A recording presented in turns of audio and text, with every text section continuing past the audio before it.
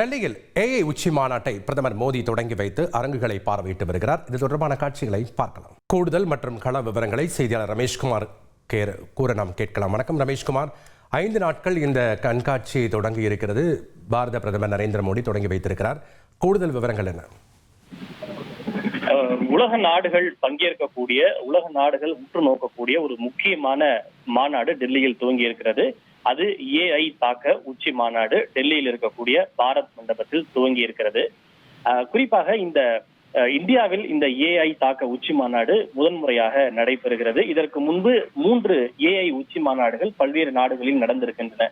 முதல் மாநாடு இங்கிலாந்திலும், 2வது மாநாடு தென்கொரிய தலைநகர் சியோலிலும், 3வது மாநாடு பிரான்ஸ் தலைநகர் பாரிஸிலும் நடந்த நிலையில் இந்த ஆண்டு இந்த ஏஐ தாக்க உச்சி மாநாடு இந்தியாவிலே நடைபெறுகின்றது.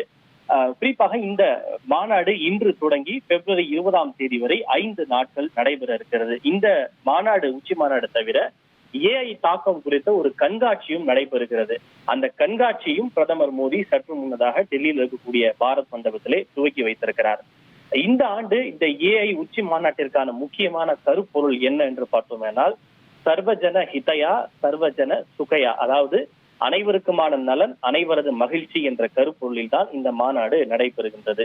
இந்த மாநாட்டை பொறுத்தவரை 25க்கும் மேற்பட்ட பல்வேறு உலக நாடுகளை சார்ந்த முக்கியமான தலைவர்கள், அதாவது பிரான்ஸ் அதிபர் இமானுவேல் மேக்ரான், இலங்கையினுடைய அதிபர், அபுதாபியினுடைய பட்டத்து இளவரசர், நெதர்லாந்து, இட்டலி உள்ளிட்ட பல்வேறு உலக நாடுகளுடைய தலைவர்கள் பங்கேற்கிறார்கள். இது தவிர இன்று தொழில்நுட்ப வளர்ச்சியில் மிக முக்கியமாக கோலோச்சக்கூடிய பல்வேறு தொழில்நுட்ப நிறுவனங்களுடைய தலைமை செயல் அதிகாரிகள், 3500க்கும் மேற்பட்ட நிபுணர்கள் உள்ளிட்ட பலர் இந்த மாநாட்டிலே பங்கேற்க இருக்கிறார்கள். பொதுவாக உலக அளவில் எந்த ஒரு விஷயமும் வளர்ந்து வரும்போது அதனால் ஏற்படக்கூடிய சாதக பாதகங்கள், சவால்கள், அச்சுறுத்தல் ஆகியவை குறித்து உலக நாடுகள் கூடி ஆலோசனை மேற்கொள்வார்கள். அதே போலதான் இன்று எந்த ஒரு துறையை எடுத்துக்கொண்டாலும் அதில் ஏஐ தொழில்நுட்பத்தினுடைய வளர்ச்சி என்பது தவிர்க்க முடியாததாக இருக்கிறது. இதனை ஸ்வாட் அனாலிசிஸ் என்று சொல்வார்கள். Strength, weakness, opportunity and thread. இந்த ஏஐயால் ஏற்படக்கூடிய சாதக பாதகங்கள், அதே போல வாய்ப்புகள், சவால்கள் ஆகியவை குறித்து ஆலோசித்து சில முக்கியமான முடிவுகளை உலக நாடுகள் எடுக்க இருக்கின்றன. அதற்காகத்தான் இந்த ஏஐ தாக்க உச்சி மாநாடு என்பது டெல்லியிலே துவங்கி இருக்கின்றது. இந்த ஏஐயை பொறுத்தவரை மனிதர்களுக்கும் மனித குலத்திற்கும் ஆக்கப்பூர்வமாக எப்படி பயன்படுத்துவது, அதே போல இன்று ஏஐ வளர்ந்து வருவதால் பல இடங்களிலே வேலை இழப்பு ஏற்படுகிறது.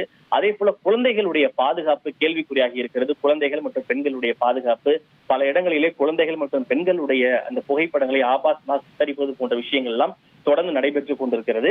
இவற்றையெல்லாம் எப்படி அணுகுவது, எப்படி சவால்களை எதிர்கொள்வது என்பது குறித்தெல்லாம் ஆலோசித்து சில வழிமுறைகளை அவர்கள் வகுக்க இருக்கிறார்கள். இது தவிர இன்றைக்கு மருத்துவமாக இருக்கட்டும், அதே போல விவசாயமாக இருக்கட்டும், இவற்றிலெல்லாம் ஏஐனுடைய பயன்பாடு என்பது வளர்ந்து வருகிறது.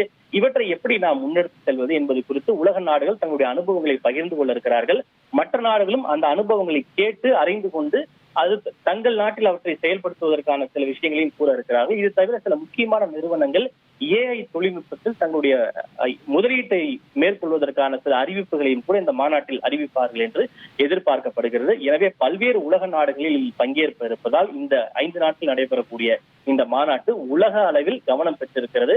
சுமார் 2 லட்சம் பேர் இந்த மாநாட்டில் 5 நாட்களில் பங்கேற்பார்கள் என்று எதிர்பார்க்கப்படுகிறது. நன்றி ரமேஷ்குமார், உங்களுடைய விவரங்களுக்கு. இனி செல்லும் இடமெல்லாம் செய்தி. தந்தை டிவியின் வாட்ஸ்அப் சேனலை ஃபாலோ பண்ணினா செல்ல இருக்கும் இடமெல்லாம் செய்தி. இதோ QR கோட், இப்பவே ஸ்கேன் பண்ணுங்க, ஃபாலோ பண்ணுங்க.